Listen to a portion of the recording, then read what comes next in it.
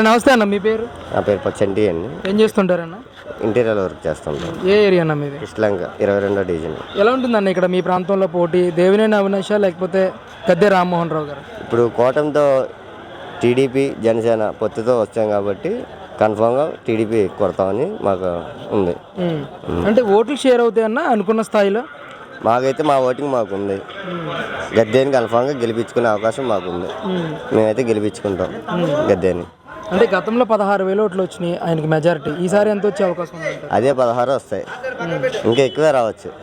ఇంకా మెజారిటీ ఇంకా ఎక్కువ వచ్చింది కానీ తగ్గదు. అంటే ఒకవైపు అవినాష్ గారు కూడా ప్రచారం చేస్తున్నారు, జగన్ గారు చేసిన అభివృద్ధి, జగన్ గారు ఇచ్చిన కార్యక్రమాలు నన్ను గెలిపిస్తాయి అని చెప్పేసి అంటూ ఉన్నారు. గద్దె కూడా చాలా చేశారు కదా, గద్దె కూడా చాలా చేశారు, అభివృద్ధి బాగా చాలా చేశారు, కన్ఫామ్గా వస్తాయి. 10 సంవత్సరాల కాలంలో ఎలాంటి న్యాయం చేశారంటారు ఈయన గద్దె రామ్మోహన్ రావు గారు? చాలా మందికి లేని వాళ్ళకి ఆయన ఇంటి తలుపు తట్టితే సహాయం చేయిందంటూ లేదు. ఆయన ఇంటి తలుపు ఎలాంటి పేదవాడైనా కానీ ఉన్నాడైనా కానీ వెళ్తే గద్దె గారి ఇంటి ఏ టైంకైనా గద్దె గారి ఇంటికి వెళ్తే ఆయన సహాయం చేస్తారు. ఆయనకి తెలిసింది అదే, మేము అదే నమ్ముకున్నాం. మాకు ఆయనే కావాలి, గద్దె గారే కావాలి. అది ఒక్క మాటలో చెప్పాలంటే ఏం చెప్తారు గద్దె గారి గురించి? గద్దె గారు మనకి ఈ తూర్పు నియోజకవర్గంగా ఆయనే కరెక్ట్. ఈయన మనకి నచ్చదు, అది కుదరదు, అసలు అది రాదు కూడా. వైసీపీ అనేది కష్టం, గద్దె గారు కన్ఫామ్. అంటే గతంలో జనసేనకి 33,000 పైచీలకు ఓట్లు వచ్చాయి. మరి ఈసారి ఆ ఓట్లు ఎంత పర్సంటేజ్ గద్దె గారికి షేర్ అవుతుంది? ఇంకా జనసేన ఓటింగ్ ఇంకా పెరిగిందండి. జనసేన ఓటింగ్ ఇంకా పెరిగింది, టీడీపీ ఓటింగ్ ఇంకా పెరిగింది. ఈయన చేసిన తెలిసింది చూస్తున్నారు కదా, జగన్ చేసిన దానికి ఇంకా ఓటింగ్ పెరిగిద్దే కానీ తగ్గదు. అవినాష్ రావడం కష్టమే, గద్దె గారు కన్ఫామ్. ఆయన చేసిన మంచి పనులు ఏ టైంకైనా కానీ ఆయన ఇంటికి వెళ్తే ఆయన చేసిన సహాయం ఎవరు మర్చిపోరు. ఇక్కడ ఈ తూర్పు నియోజకవర్గంలో ఎవరికి అన్నీ చేశారు. ఇస్త్రీ బళ్ళు, ఇస్త్రీ పెట్లు అన్నీ ఎవరి సహాయం చేస్తూనే ఉన్నాడు ఆయన అన్నీ చేస్తూనే ఉన్నాడు. అది మట్టుకు కన్ఫామ్, గద్దె గారు కన్ఫామ్. ఈసారి ఏంటంటే టీడీపీ జనసేన పొత్తుతో వస్తున్నాం. మా మేము ఓటింగ్ పోగొట్టుకో, ఓటింగ్ చేయలేదు.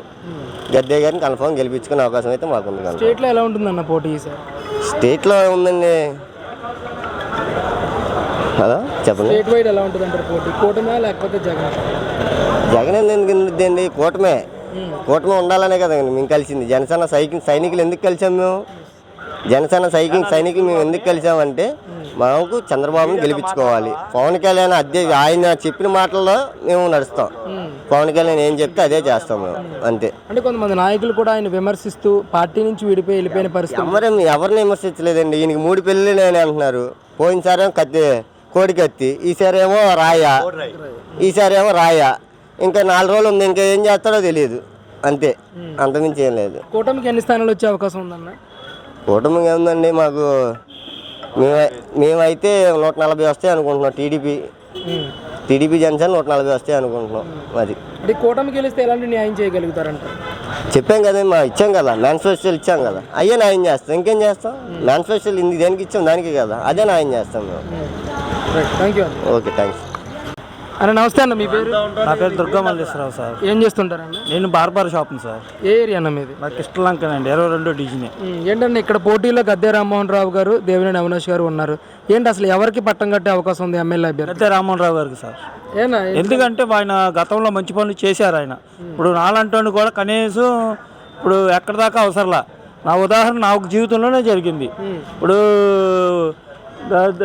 అంతకుముందు వైసీపీ వాళ్ళు బడ్డీ కొట్టిస్తాను అది ఇది అని చెప్పారు. తర్వాత ఇవ్వలా, అటువంటిది ఏం రాలేదన్నారని వదిలేసాం. సరే, నా దగ్గర రూపాయి స్థోమత కూడా లేదు. లేకపోతే గద్దె గారు ఇలాగా డివిజన్లోకి వచ్చారు. ఇలా డివిజన్లోకి వచ్చినప్పుడు ఏమండి మరి ఏదైనా సాయం చేయండి సార్, పిల్లల కాలంలో అన్నయ్య పిల్లలు ఉన్నారని గోకుమ సాయం చేయండి సార్ అని మా అక్కగారు అడిగారు. అడిగితే ఏం చేశారు, తక్కువ ఆయన సాయం చేశారు.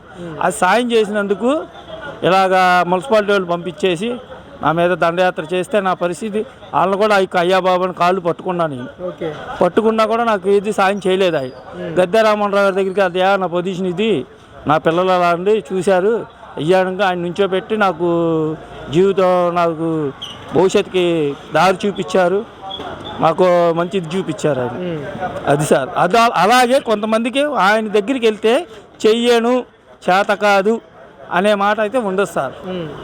అది ఎంతమందికి ఇస్త్రీ బళ్ళు ఇచ్చారు, ఇస్త్రీ పెట్లు ఇచ్చారు. తర్వాత ఏమో